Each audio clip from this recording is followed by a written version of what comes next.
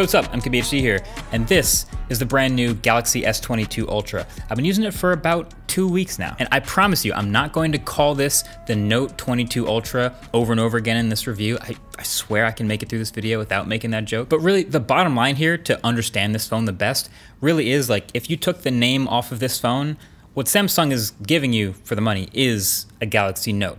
But the phone that I'm reviewing and using is called the S22 Ultra.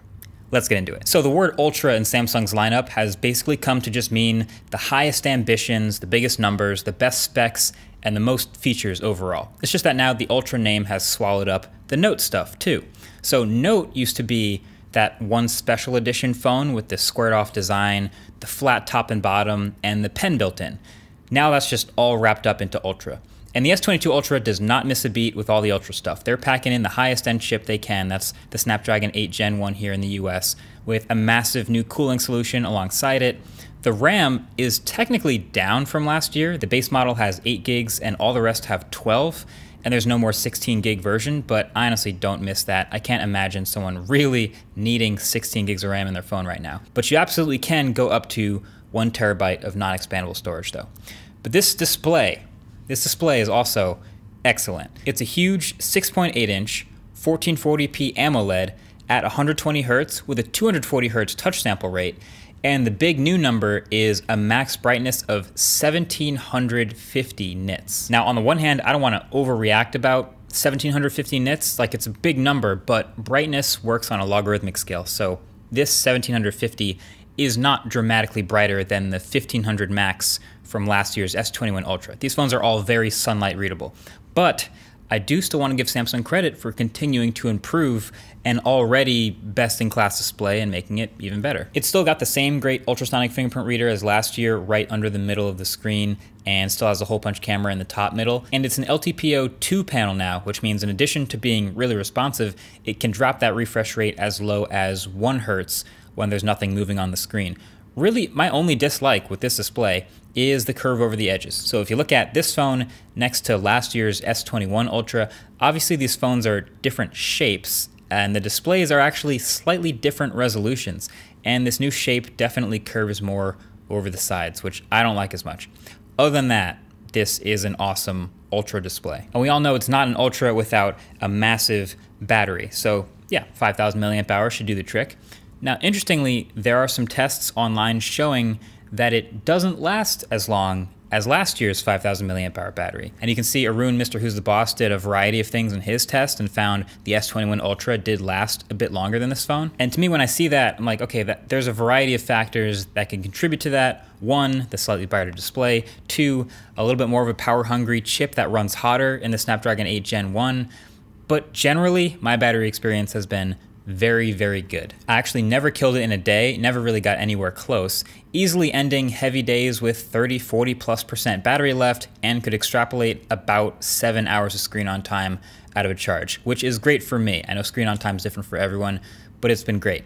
Plus on top of that, it does charge a bit faster than last year, up to 45-watt peak charging if you buy that $50 optional brick. So I'm glad they fit that big 5,000 milliamp hour cell in here, despite also adding the S Pen, which takes up a whole column along the inside of the phone. But speaking of that S Pen, that's what's new, the Note stuff. Now, I'm personally not the biggest S Pen user. I think I say this every time I review a Note. Like, I think I signed 1 PDF last week with it, which was really convenient, but you know, I did it once. And I used Samsung's handwriting recognition in the Notes app. Super cool that it works really well and you can search what you've written. And I just enjoy that it still clicks a lot like that. So it is definitely impressive. I still think it's the best stylus in any phone, and it's literally got all the features the last Notes had. Smart Select is nice for screenshots and annotating things. Lock screen quick notes are still super convenient if you use Samsung Notes. And it even still has that long distance Bluetooth connection that lets you use the button on the S Pen to remote control take photos without touching the phone. And the new display brings latency down from 9 milliseconds, which is already pretty good, all the way down to 2.8 milliseconds, which to me basically feels like real time. You know, I'm not an artist who's doing massive drawings or extremely precise sketch work with the pen. It's just casual writing.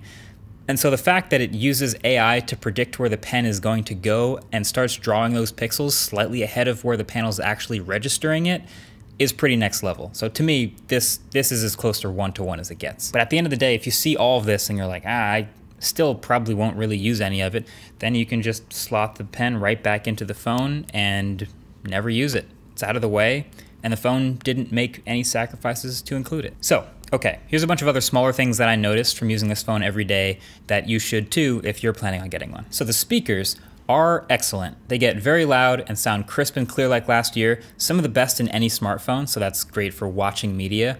But then the display curving more over the edges than last year makes it worse for watching videos. And then the vibration motor, this is a small thing, but I mentioned it also in the S22 review. They changed the type. So it went from a Z-axis vibration motor to an X-axis vibration motor.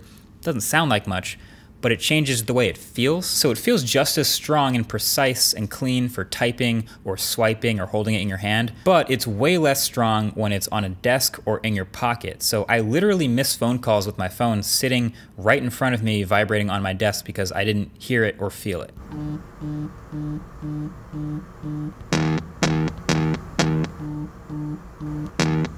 Then the camera rings. So they're a bit of a controversial design, sure, but like most designs, you kind of get used to looking at it, but you never, ever fully get it clean of dust. So if you go caseless like me, not only does the phone sit kind of funny on a table, but there will also always be dust between the camera rings, so just get ready for that. I would actually recommend, if you get a case, channel sponsor Dbrand just dropped their Atomic Edition grip case, and it doesn't do a huge cutout all the way around the cameras like I thought we might see in my impressions video. It actually just matches the camera rings, and it looks way cleaner, and it's just deep enough to protect the cameras if you drop it. So this is definitely the way to go. You can check it out at the link below. Then this phone, just like the other S22s, shoots 8K video at 24 FPS. You know, the wrong frame rate. Give us the option for 30, Samsung. Just put it in the settings somewhere. But even worse than not having the 30 FPS toggle, it actually crops in way more than the regular S22s. So it turns out shooting 8K is 33 megapixels, and it's actually cropping in to the middle 33 megapixels of this huge 108 megapixel sensor. So when you switch to 8K, you zoom in to what feels like about 2x, which is pretty inconvenient for framing. No 8K video from the ultra-wide or the telephoto lenses. This is a bit of a downside. And then there is absolutely still some shutter lag with this main camera, more than the regular S22s again. And this is understandable with all the processing happening, but it definitely felt like I was missing some shots or having trouble capturing moving objects because of the bit of a delay between the shutter press and the actual photo being taken. But speaking of cameras, let's just get the camera stuff out of the way. It's funny because this is probably what most people actually come to these review videos for, if you think about it. If you watch a smartphone presentation these days, 75% of a new phone presentation today, especially a flagship, is camera stuff. So that's one of the biggest things that differentiates these phones, and on a $1,200 phone, it's one of the most important features. So how is it? Well, you can see they went with basically the same layout of the set of cameras as last year. It's a 108 megapixel primary camera, the ultra wide, the 3x telephoto, and the 10x telephoto, plus laser autofocus.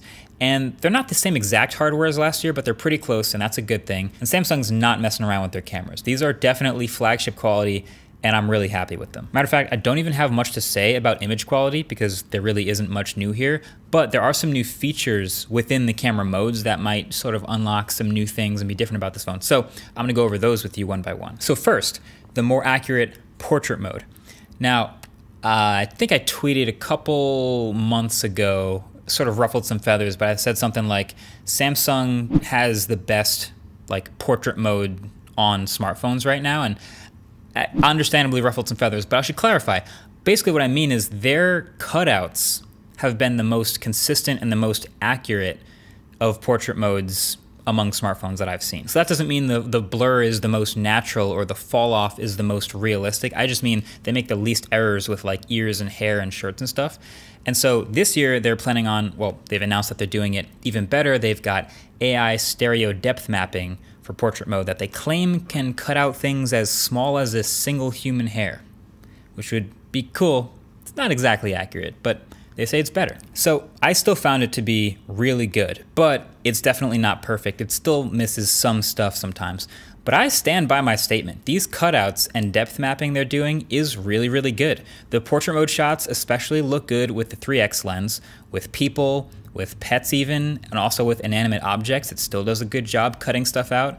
Again, not perfect. You'll pretty much always find some error in every smartphone portrait mode shot, but Samsung does a really good job. I think the 1x portrait shots are good to have, but they don't look as natural.